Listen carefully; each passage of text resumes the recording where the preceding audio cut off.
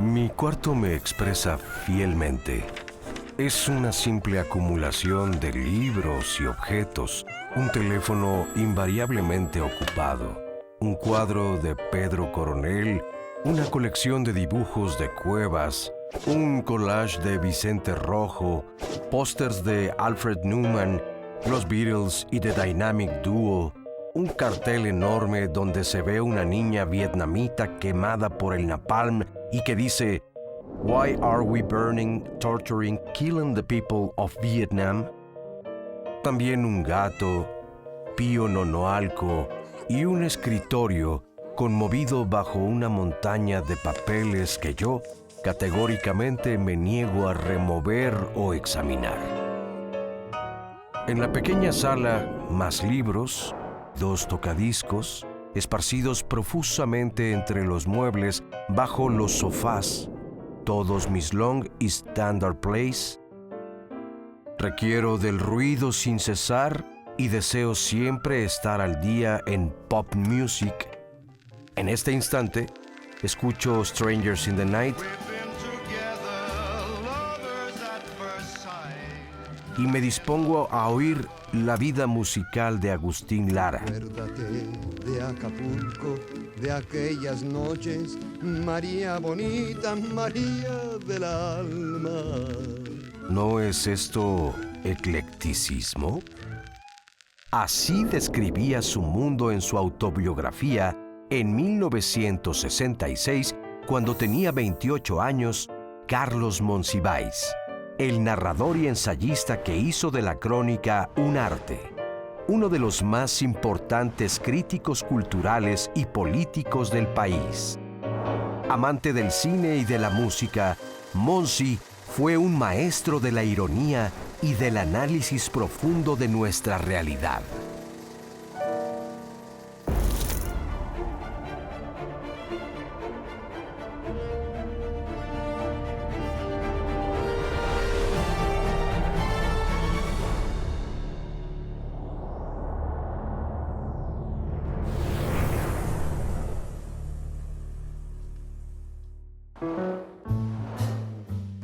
Carlos Monsiváis nació en La Merced, en el Distrito Federal, en 1938.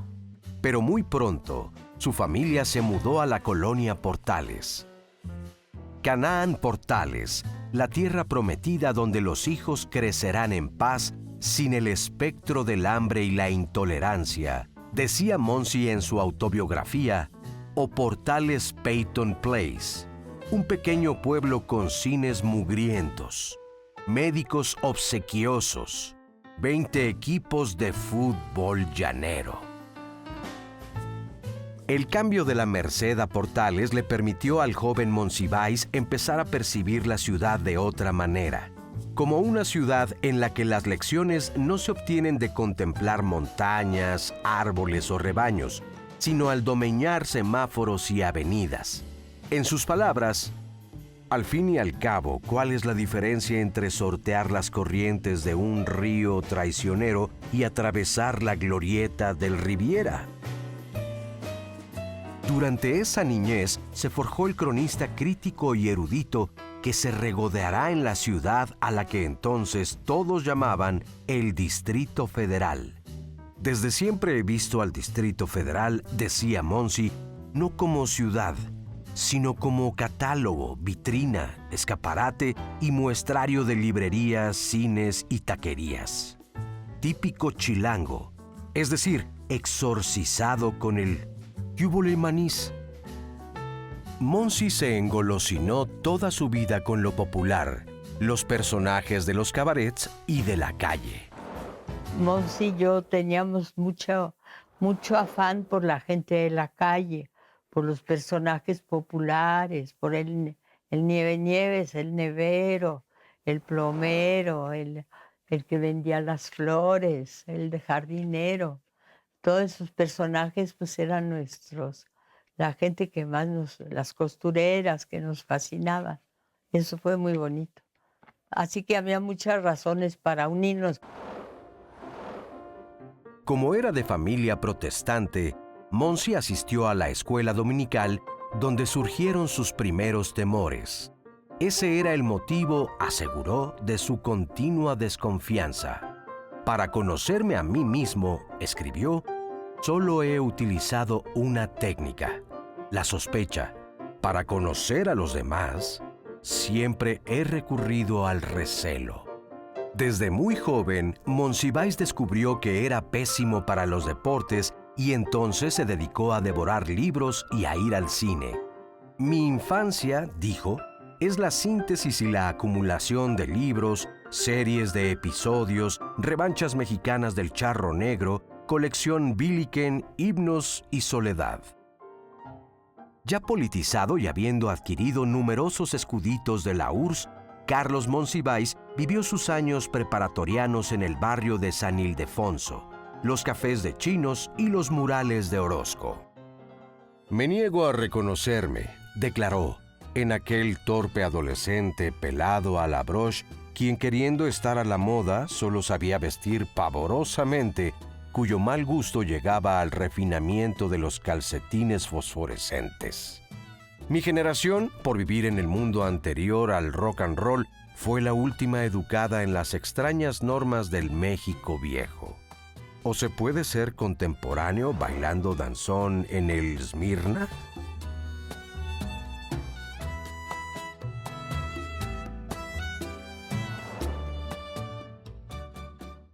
A los 19 años, Monsiváis inició su carrera literaria, cuando conoció a José Emilio Pacheco, quien fue su gran amigo. Pacheco le ofreció que junto con él dirigiera el suplemento Ramas Nuevas de la revista Estaciones, de la cual era director Elías Nandino. Esta revista publicó a muchos escritores jóvenes. Ahí, mientras acudía a presentaciones y corregía pruebas, Monsi entró en contacto con distintos escritores como Rafael Solana, Rubén Salazar Mayén, Alí Chumacero, Paco Cendejas y Salvador Reyes Nevares. También empezó a escribir notas bibliográficas para la Gaceta Universitaria. Pero lo mejor estaba por venir. Carlos Fuentes, quien publicaba con Emanuel Carballo la Revista Mexicana de Literatura, presentó a Monsiváis con Fernando Benítez. A partir de entonces, Monsi entró a formar parte de un grupo de jóvenes e intransigentes escritores y artistas que colaboraron en los dos extraordinarios suplementos que dirigió Benítez en la década de los 60. La cultura en México, de la revista Siempre, México en la cultura, del diario Novedades. Estas publicaciones fueron verdaderos centros de debate donde se encontraba y promovía lo más destacado del arte y la cultura en México. Sí, te hacía reír mucho, te hacía... Tanto él como José Emilio Pacheco, en el suplemento del periódico donde trabajábamos, creaban un ambiente festivo. Monsiváis era... Y tanto Monsiváis como Fernando Benítez decían, esto no sirve, al bote de la basura. Y entonces José Emilio iba, era muy alto, se inclinaba, a veces hasta se ponía así en cuclillas, sacaba el artículo y decía, espérense, espérense, aquí hay un detallito, aquí hay una frase que es buena. Y se sentaba y rehacía, era un santo, y rehacía todo el artículo. Los colaboradores de aquellos suplementos practicaron la más fina y aguda crítica cultural del país y sus opiniones influían poderosamente en los gustos artísticos del momento. Benítez renunció en 1961 a México en la Cultura y al año siguiente fundó el suplemento cultural de la revista Siempre, La Cultura en México, una publicación no solo literaria, sino con reportajes, entrevistas y ensayos de autores conocidos en América y Europa. Quizá porque el suplemento rechazaba las colaboraciones de autores ajenos a ese grupo, se prestó para que empezaran a llamarlos la mafia literaria. Y el jefe Pajés nos recibió en Siempre, escribió Monsi. La mafia sufrió una transformación definitiva. ha dejado de existir como una hipótesis y ha iniciado la penosa existencia de los mitos. Les decían la mafia literaria, como si fuera un grupo que estuviera conspirando contra todos los demás creadores. Y no, a ellos les hacía mucha gracia eso. Y entonces ellos mismos se autonombraron la mafia literaria, y era un grupo que estaba en torno a la figura de Fernando Benítez, que fue el director del suplemento cultural México en la Cultura, que se publicaba en el periódico, primero en el periódico Novedades y luego en la revista Siempre. Y estaba compuesta por Carlos Monsiváis, Carlos Fuentes, el pintor José Luis Cuevas y otros escritores y escritoras. Y pues que en realidad fueron, digamos, fue una generación muy creativa, de mucho talento y que dio muchos productos a la cultura mexicana. Fue como, yo diría, casi también un renacimiento de la cultura mexicana, gracias a este grupo autodenominado La Mafia. Carlos Monsiváis, permanentemente activo en estas publicaciones, llegó a ser director de la cultura en México en 1972 a los 34 años. Fue un gran estudioso de la cultura popular mexicana. Y esta capacidad de estudio de la cultura popular lo llevó a despertar en México, en el ámbito de la intelectualidad mexicana, lo llevó a despertar un paradigma, un punto de vista absolutamente novedoso. Agregó a la tarea intelectual en México el análisis de la cultura popular. Monsiváis lo que hizo es traer a la cultura popular a la llamada alta cultura. La alta cultura para algunos pues era de hígado, ¿no? Era para, bueno, mientras que él empezó a tratar a Tongolele, a llevarla, a ir al Blanquita, a popularizar. Monsiváis estudió en las facultades de Economía y de Filosofía y Letras de la UNAM y cursó teología en el Seminario Teológico Presbiteriano de México. Y en 1965 participó en el Centro de Estudios Internacionales de la Universidad de Harvard. En su autobiografía, Monsiváis escribió: «La economía me derrotó. En letras españolas, fuera de las clases de Sergio Fernández, nada había con poder retentivo, de modo que me hice autodidacto. Mis primeras incitaciones al plagio se llamaron Alfonso Reyes y Salvador Novo. Reyes me deslumbraba al proponer una cultura mexicana donde la etiqueta resultase lo de menos. Por Novo, entiendo que el español no es nada más el idioma que los académicos han registrado a su nombre, sino algo vivo, útil, que me pertenece. De Pellicer me atrae el genio poético, la vitalidad de los sentidos. Octavio Paz es sin duda la influencia profunda, transformadora de las nuevas generaciones literarias». Tiempo después, Carlos Monsiváis entró en polémica con Octavio Paz en la revista Proceso, en uno de los debates más importantes de fines del siglo XX. Surgió de una entrevista que hizo el periodista Julio Scherer García a Octavio Paz, en la que el poeta externó una punzante crítica al socialismo real, a la izquierda mexicana y a los intelectuales que se centraban en la idea de un socialismo todavía no posible en México. La respuesta de Monsiváis no se hizo esperar y la polémica, que se dio en varios episodios, ocupó las páginas de Proceso de fines de 1977 a inicios de 1978. Eso es enormemente importante, esa polémica, porque es en sí misma esta discusión una pieza ejemplar sobre la intelectualidad y la política en México. Octavio Paz estaba más dominado por una formación culterana de grandes libros. Era un poeta, un gran poeta. Y entonces el enfrentamiento de eso, curiosamente, fue a dar en una discusión no sobre asuntos estrictamente intelectuales, sino sobre asuntos políticos.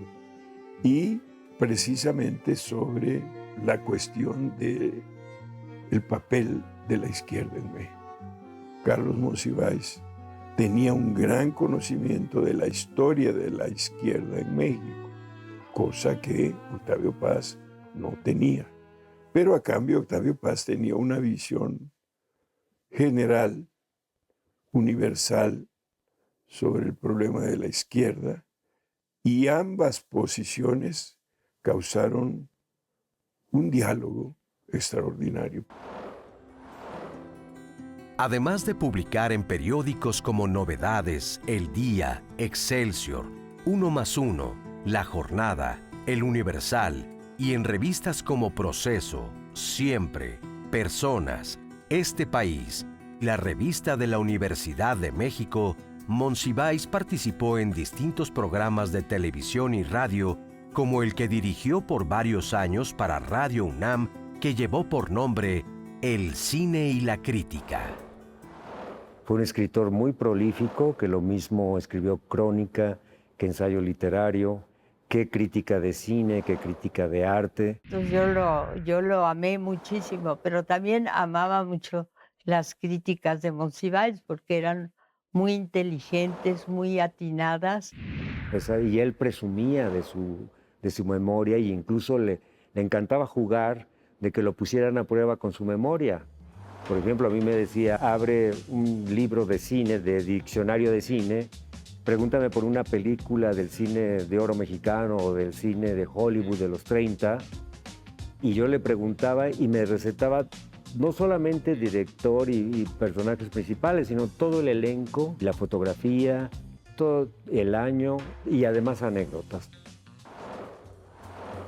Amó el cine. De hecho, Monsi apareció en varias películas mexicanas. Es memorable su actuación en la cinta Los Caifanes, en la que hace un cameo como Santa Claus borracho, precisamente él, que era abstemio. Y aparte del cine, también le gustaba cantar. Conocía muy bien el bolero. Carlos era apasionado del bolero. Entonces sabía todas las canciones del bolero mexicano, pero también cubano, puertorriqueño, ¿no? Y no solamente eso, sino se sabía también la historia de los compositores, las y los intérpretes. Y fíjate que Carlos Monsiváis era muy bien entonado. Entre las muchas obras de Carlos Monsiváis destacan Días de guardar, Los rituales del caos, Aires de familia, Cultura y sociedad en América Latina, lo mismo que Amor perdido, Entrada libre, Escenas de pudor y liviandad, El 68, La tradición de la resistencia, Salvador Novo, Lo marginal en el centro y Apocalíptic. Textos en los que abordó múltiples aspectos de la cultura popular, la política, las figuras destacadas de nuestra historia, del poder, de las artes, el erotismo y los movimientos sociales. Era un hombre de la Ciudad de México y era un intelectual que trató de magnificar y de singularizar a la Ciudad de México con sus estudios. Era su pasión la Ciudad de México, era su personaje la Ciudad de México. Sabía absolutamente todo, de todos los estratos sociales de la Ciudad de México. Carlos Monsiváis podía desayunar con Fidel Velázquez, platicar con María Félix y en la noche irse a California Dancing Club. Entonces tenía este extrañísimo don de hablar absolutamente con todos los sectores sociales de la sociedad mexicana. Yo lo acompañé a veces en las rondas que hacía para hacer sus crónicas, que visitaba arenas de lucha, que visitaba burlesques, que visitaba teatros de revista. hasta fiestas de 15 años donde lo invitaban en alguna vecindad de una colonia popular. Te lo vi muchísimo, muy preocupado durante el terremoto. Todos los días salíamos a un lugar de siniestro, llegaba y subíamos a un edificio hecho pedazos. Hablábamos mucho con la gente, pero toda esa etapa fue una etapa que nos unió mucho, pero es una etapa muy dolorosa de la cual no he hablado, porque no se habla del sufrimiento así.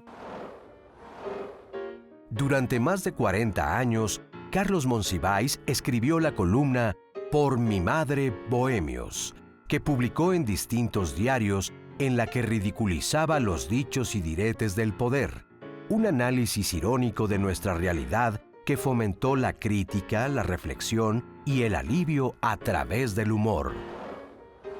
Y Monsiváis descubrió una forma de la crónica. Yo creo que embebido en los cronistas mexicanos del siglo XVI, y él hábilmente la convirtió en una forma de crónica que no se había hecho nunca en México, porque es una crónica política, sardónica, crítica, irónica, a más no poder. A Monsiváis no solo le apasionaron los libros, sino la poesía, la caricatura, el arte popular, la obra gráfica, música, el cine y el coleccionismo. Y con un espectacular ojo de curador reunió más de 20,000 piezas que hoy en día pueden admirarse en la colección permanente del Museo del Estanquillo, fundado en 2006. Tenía una obsesión por los productos de la cultura popular, productos artísticos y artesanales de la cultura popular, y hacía incursiones a la Lagunilla y a otros mercados de viejo para encontrar grabados, para encontrar dibujos, para encontrar caricaturas, para encontrar fotografías de autores muy poco conocidos o que ya habían sido olvidados, ¿no? Pero cuya calidad estaba ahí y que Carlos quería reivindicarlos. Entonces, lo que vemos en las colecciones de Carlos Monsiváis es ese interés que tenía Carlos por casi todos los temas que incumbían a la cultura mexicana, sobre todo a la cultura popular. Entre los distintos reconocimientos que Monsiváis recibió, se cuentan premios literarios, periodísticos, culturales y editoriales, doctorados honoris causa, medallas y condecoraciones otorgadas en México y en el extranjero. Fue Premio Nacional de Periodismo en Crónica en 1977, Premio Javier Villaurrutia en 1995 por Los Rituales del Caos, Premio Anual de Ensayo Literario Hispanoamericano Lía Kostakowski en 1998 por Cinturón de Castidad, Premio Anagrama de Ensayo en 2000 por Aires de Familia, Medalla Bellas Artes 2008 en reconocimiento a su labor periodística y literaria. En buena medida, él aunó a su análisis de cronista ciertas causas importantes de la sociedad mexicana y de la historia de la lucha social en México, como son el feminismo, el movimiento LGBT, la injusticia en general en México. Se puede decir que Monsiváis fue siempre un hombre de izquierda y un hombre modesto que vivió sin lujos de ninguna especie, con una gran dignidad. También Carlos fue un personaje omnipresente que estaba mucho en los medios de comunicación y eso le dio mucha, digamos, accesibilidad a gente que a lo mejor no hubiera podido acceder a él a través de la lectura, pero escuchándolo, sí, la verdad es que Carlos llegó a ser muy popular. Carlos Monsiváis el gran cronista de la Ciudad de México del siglo XX, con su ojo crítico, su gran sentido de la ironía, pudo explorar los ires y venires de la cultura de nuestro país, desvaneciendo la línea que separaba a la alta cultura de la cultura popular, e hizo de sus crónicas todo un género literario, un arte. Carlos Monsiváis yo creo que es uno de los intelectuales más importantes de la historia contemporánea mexicana de la segunda mitad del siglo XX y la primera década de este siglo. ¿Por qué leerlo? Por gozo nada más, porque leer a Carlos Monsiváis es un gozo. Yo diría que hay que empezar por las crónicas. Los rituales del caos, los días de guardar, su libro Amor Perdido, lo que escribió en artículos sobre el 68 de suma importancia, las escenas de pudor y liviandad, pero el ensayo de Revueltas es extraordinario. El ensayo que hizo Monsiváis sobre Revueltas es único. Cuando escribe sobre Juan Gabriel, sobre María Félix, sobre Pedro Infante, sobre José Alfredo Jiménez, pero también sobre los punks, sobre el 12 de diciembre en la Basílica de Guadalupe, y sobre muchos aspectos de la cultura, sobre todo de la Ciudad de México, pero también pensando en el país, ¿no? Que son muy gozosos. No solo fue el cronista de la vida de México durante 40 años, sino que también fue nuestra conciencia nacional. Al final de su temprana autobiografía, Monsiváis escribió: «Me apasionan mis defectos, el exhibicionismo, la arbitrariedad, la incertidumbre, el esnobismo, la condición azarosa. No sé si pueda llevar a cabo una obra siquiera regular, pero no sirvo para las finanzas o la política. Me aterra terminar. Tengo 28 años y no conozco Europa».